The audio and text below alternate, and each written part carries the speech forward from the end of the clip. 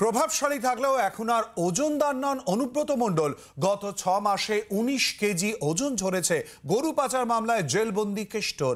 শরীর ভালো নেই বলেছেন অনুব্রত। কেষ্টর ওজন কমায় চিন্তায় তার অনুগামীরা।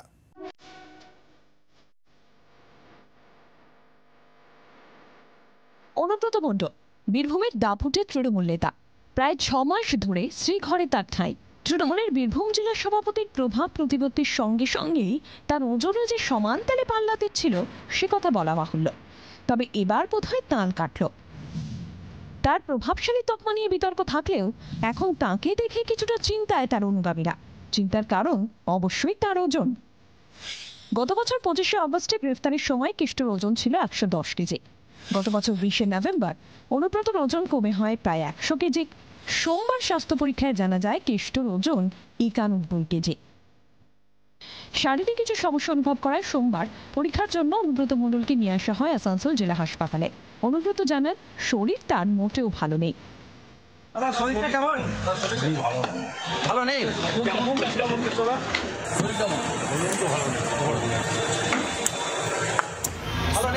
কেমন শরীর কেমন কেষ্টদা শরীর কেমন বললাম তো ভালো নেই।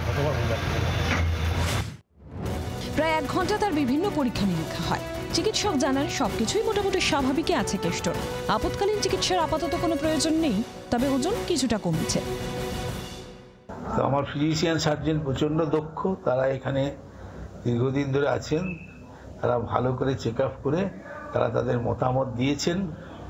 তো তাদের কথা অনুযায়ী বর্তমানে ওনার কোনো এমার্জেন্সি ট্রিটমেন্টের দরকার নেই। তা থেকে কিছুটা হতাশ হলেন কেষ্ট। তা অবশ্য বোঝা গেল না। তবে ওজন নিয়েও অনুব্রতকে কটাক্ষ করতে ছাড়ছে না বিজেপি। আমি তো মনে করবো এটা ভালো খবর, হয়তো আপনাদের জন্য খারাপ খবর।